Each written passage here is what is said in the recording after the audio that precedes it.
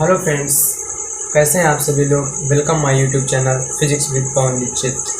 तो class 12 electrostatics का first chapter electric charge and Coulomb law की सीरीज़ में हम आगे बढ़ रहे हैं और आज हम टॉपिक ले रहे हैं निरक्षीय स्थिति में विद्युत क्षेत्र की तीव्रता। इसके प्रीवियस वीडियो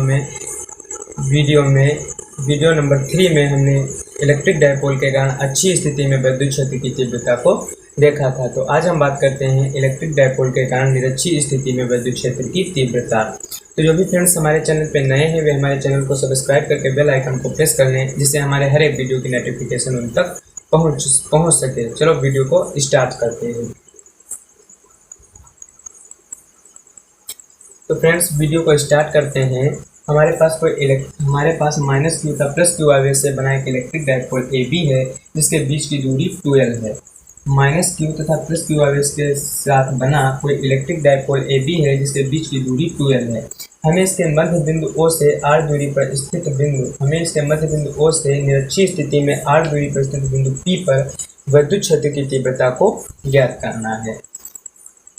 तो विद्युत क्षेत्र की तीव्रता को ज्ञात करना है और प्लस क्यू आवेश के कारण विद्युत क्षेत्र की तीव्रता E1, प्लस क्यू आवेश के कारण विद्युत क्षेत्र की तीव्रता बाहर की ओर, तब माइनस क्यू आवेश के कारण विद्युत क्षेत्र की तीव्रता अंदर की ओर होती है। तो माइनस क्यू आवेश के कारण विद्युत क्षेत्र की तीव्रता E2 अंदर की ओर, तब प्लस क्यू आवेश के कारण विद्युत क्षेत्र की तीव्रता E1 बाहर की ओर है।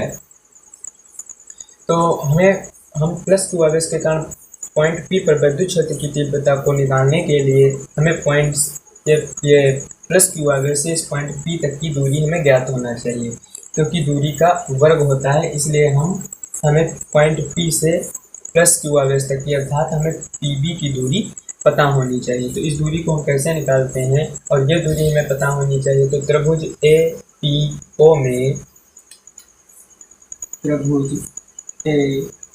APO में हम लगाएंगे पाइथागोरस प्रमेय।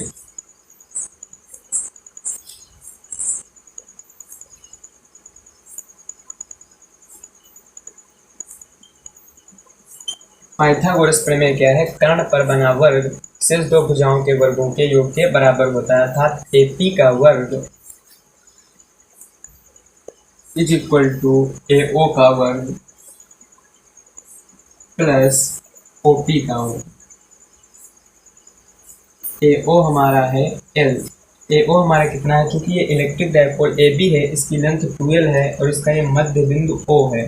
तो टोटल दूरी 12 और मध्य बिंदु O हो जाने से तो इसकी ये आधी दूरी L होगी और ये भी दूरी L हो जाएगी। तो 12 दूरी में ये आधी दूरी L, ये आधी दूरी L हो गई। तो AO हमारा हो गया L। L का वर्ग प्लस OP कितनी है? OP है R। तो ये हमारा R का वर्ग हो गया। तो AP बराबर, ये स्क्वायर हटा, इधर अंडर रूट लगेगा L square plus R square, अर्थात AP हमारी कितनी आ गई? Under root L square plus R square. ये under root L square plus R square. इसी तरह हमारी BP भी आएगी, क्योंकि ये लेंथ L है और ये भी डिस्टेंस R है। तो कर्ण का वर्ग इस भुजा और इस भुजा के वर्ग के बराबर होने से ये भी length under root L square plus R square होगी। तो हमें ये भी लेंथ पता चल गई, ये हमें डिस्टेंस पता चल गई, हमें यह डिस्टेंस पता चल गई। तो हम बात करते हैं प्लस क्यू आवेश के कारण बिंदु P पर विद्युत क्षेत्र की तीव्रता E1 कितनी होगी। प्लस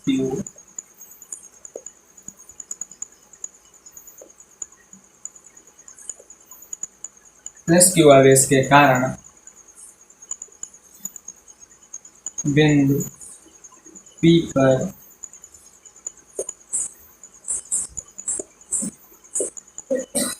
विद्युत क्षेत्र की तीव्रता E1 क्या हो जाएगी? 1/4πε0 Q अपान 1/4πε0 Q अपान और उस डिस्टेंस का वर्ग। डिस्टेंस कितनी है? BP। इस BP का वर्ग हो जाएगा BP का स्क्वायर बराबर 1 अपान, अर्थात ये E1 क्या होगी?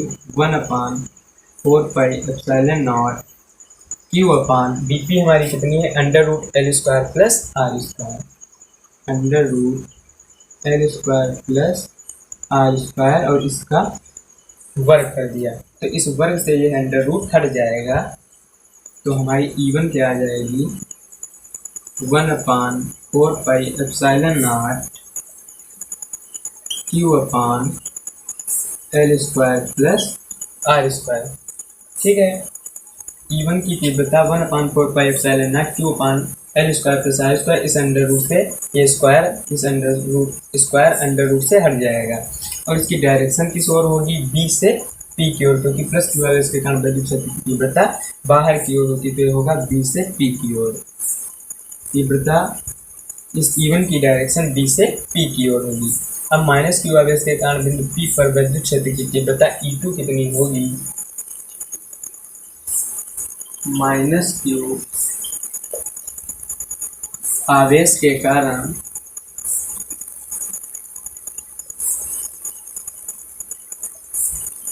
बिंदु P पर तीव्रता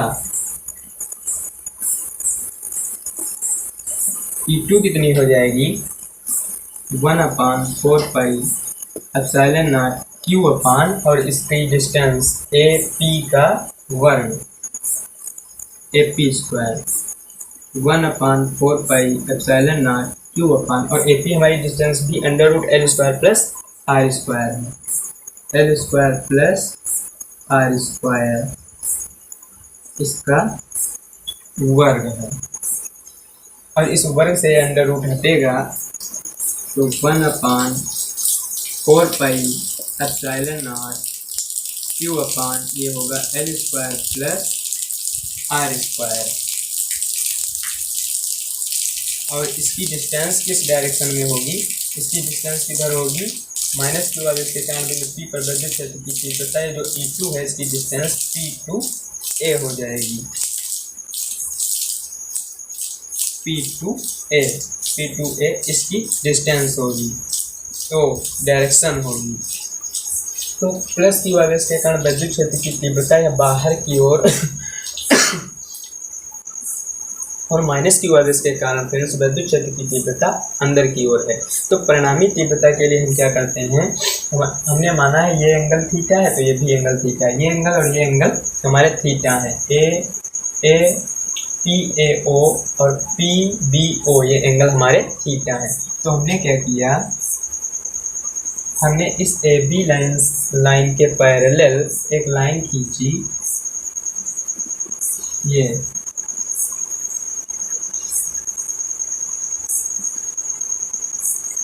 पीएन, हमने ए बी लाइन के पैरेलल एक लाइन पीएन खींची तो ये एंगल थीटा है तो ये भी एंगल थीटा होगा, ये एंगल जब थीटा है तो ये भी एंगल थीटा होगा क्योंकि ये थीटा तो ये भी थीटा होगा, एक ही लाइन पर बने एंगल समान है तो ये एंगल थीटा होने से ये एंगल थीटा और ये एंगल थीटा होने से ये वाला हमारा एंगल थीटा, क्योंकि ये एकांतर कोण है। कौन से कोण है फ्रेंड्स, ये थीटा होने से ये वाला एंगल हमारा थीटा हो जाएगा, ये एंगल थीटा हो जाएगा क्योंकि ये एकांतर कोण है। तो इवन ये जो इलेक्ट्रिक फील्ड इंटेंसिटी है विद्युत क्षेत्र की तीव्रता प्लस क्यू आवेश के कारण ये जो विद्युत क्षेत्र की तीव्रता इवन है इसके दो कंपोनेंट होंगे, एक हॉरिजॉन्टल कंपोनेंट्स और एक वर्टिकल कंपोनेंट्स। तो इवन का हॉरिजॉन्टल कंपोनेंट्स होगा E1 cos थीटा इस डायरेक्शन में और वर्टिकल कंपोनेंट्स ये होगा E1 sin theta, E1 sin theta इस डायरेक्शन में होगा। E2 के भी दो कंपोनेंट्स होंगे, एक वर्टिकल कंपोनेंट्स एक हॉरिजॉन्टल कंपोनेंट्स। तो इसका हॉरिजॉन्टल कंपोनेंट्स इस डायरेक्शन में होगा E2 cos theta, E2 cos theta और वर्टिकल कंपोनेंट्स किस डायरेक्शन में होगा, इस डायरेक्शन में होगा vertical components E2 sin theta, ऊर्ध्वाधर नीचे की ओर होगा E2 sin थीटा। तो E2 के दो कंपोनेंट्स E1 के दो कंपोनेंट्स E1 cos थीटा और E1 sin थीटा, E2 के दो कंपोनेंट्स E2 cos थीटा और E2 sin थीटा। तो हम देख रहे हैं जो E1 sin थीटा और E2 sin थीटा है ये परस्पर विपरीत हैं और देखें तो मान में बराबर भी है। E1 की तीव्रता ये है 1/4πε0 q/r² और E2 की तीव्रता भी 1/4πε0 q/r² यानी E1 और E2 बराबर हैं। बराबर होने से तो इनकी ये जो तीव्रताएं E1 sin थीटा और E2 sin थीटा हैं ये परस्पर विपरीत हैं और E1 E2 के मान रखने से ये परस्पर मान में भी बराबर हैं, दिशाओं में विपरीत। तो E1 sin थीटा और E2 sin थीटा परस्पर विपरीत व बराबर होने के कारण ये एक दूसरे के प्रभाव को निरस्त कर देंगे, जबकि E1 cos थीटा और E2 cos थीटा एक दिशा में है, समदिश होने के कारण ये आपस में जुड़ जाएंगे और परिणामी तीव्रता इस डायरेक्शन में होगी। परिणामी तीव्रता इस डायरेक्शन में होगी।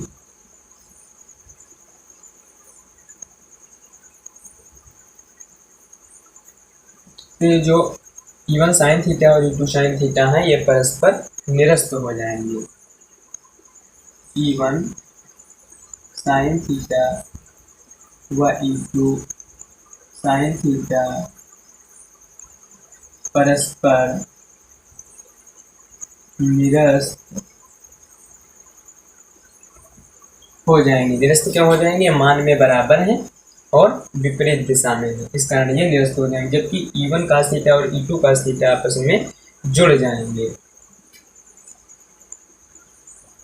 जबकि E1 cos थीटा व E2 cos थीटा एक दिशा में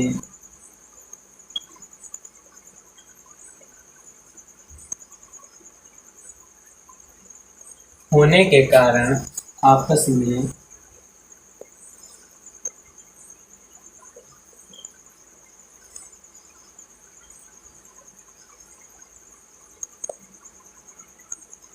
ये फ्रेंड्स क्या होंगे? आपस में जुड़ जाएंगे। E1 cos थीटा और E2 cos थीटा आपस में जुड़ जाएंगे। तो बिंदु P पर परिणामी तीव्रता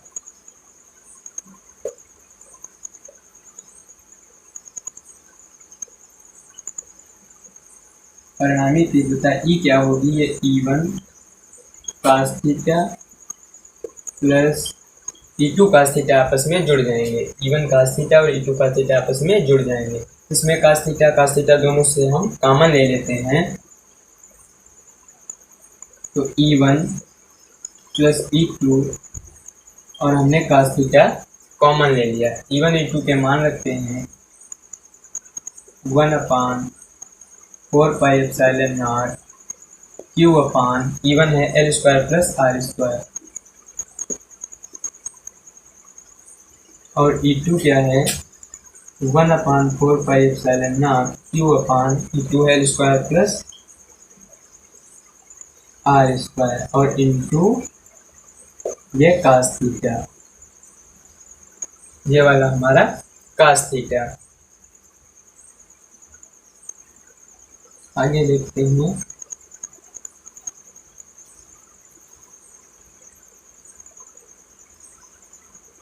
क्योंकि 1/4πε0 q L² प्लस R², ये 2 टाइम 2 बार लिखा हुआ है, इसलिए हम इसे 2 टाइम्स कर सकते हैं।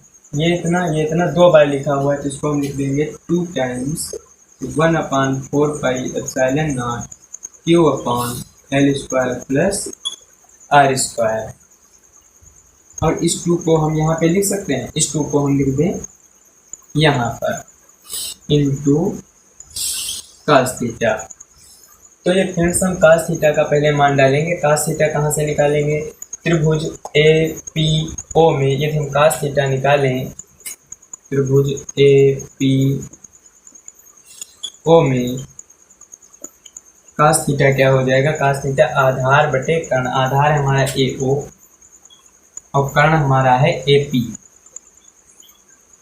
इस त्रिभुज में cos थीटा लगाया तो cos थीटा आधार AO और कर्ण है AP। तो AO कितना है? ये हमारा आधार है L और AP हमारी है distance √L² plus R square. तो कास थीटा की वैल्यू निकली L upon under root L square plus R square. तो हम लिख देंगे 1/4πε0 two q upon L square plus R square into L upon L square plus R square. इस value को हमने यहाँ पे पुट कर दिया।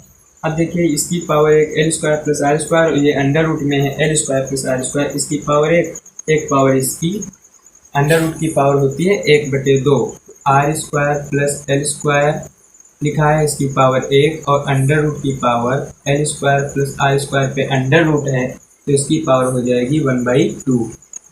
अब आधार समान है तो आधार समान होने के कारण गुणा में पावरें जुड़ जाती हैं, तो एक ये और 1/2 1 + 1/2 जुड़कर 3/2 हो जाएगा। 1/4πε0 two q into L upon L square plus R square की पावर 3/2 लिख सकते हैं। यहाँ पे आया R square plus L square की पावर 3/2 लिख सकते हैं। और ये देखिए ये क्या लिखा हुआ है, वैद्युत द्विध्रुव के किसी आवेश एक आवेश के परिमाण, इसको यदि हम ऐसे लिख दें Q into 2L, Q into इस 2 को इसके साथ लगा दें तो वैद्युत द्विध्रुव के किसी एक आवेश के परिमाण तथा दोनों आवेशों के बीच की दूरी के गुणनफल को इलेक्ट्रिक डायपोल मोमेंट P कहते हैं। तो इसे हम P लिख सकते हैं, उसकी जगह पे हम लिख देंगे P आ जाएगा 1/4πε0 P upon R square plus L square की पावर 3/2। चूँकि एल स्क्वायर बहुत सूक्ष्म दूरी है, इलेक्ट्रिक डायपोल ए बी की लेंथ है 2L और उसकी आधी डिस्टेंस है L और फिर उसका वर्ग, जिस कारण ये L बहुत सूक्ष्म हो गई है तो इसे हम छोड़ देंगे। क्योंकि L square very less than R square, इसलिए एल स्क्वायर को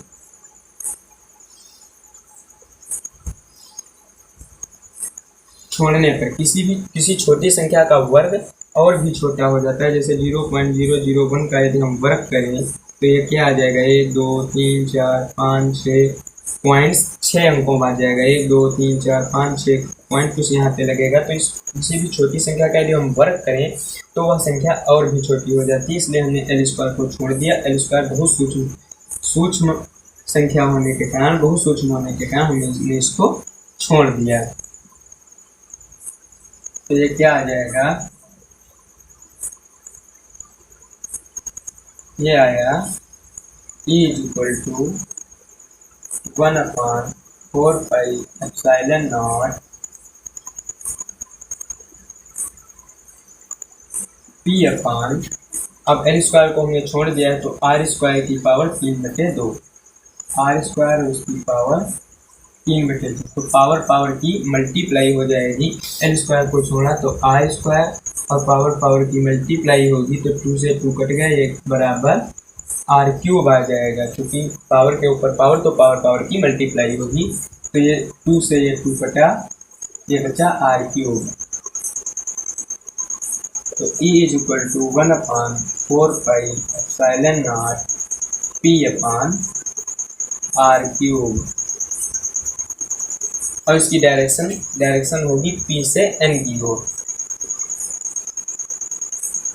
इसकी डायरेक्शन होगी P से N की ओर। तो निरक्षीय स्थिति में इलेक्ट्रिक डायपोल के कारण विद्युत क्षेत्र की तीव्रता जो है E = 1/4πε0 P अपान r³ होती है। जबकि निरक्षीय स्थिति में विद्युत क्षेत्र की तीव्रता इलेक्ट्रिक डायपोल के कारण अक्षीय स्थिति में कितनी होती है,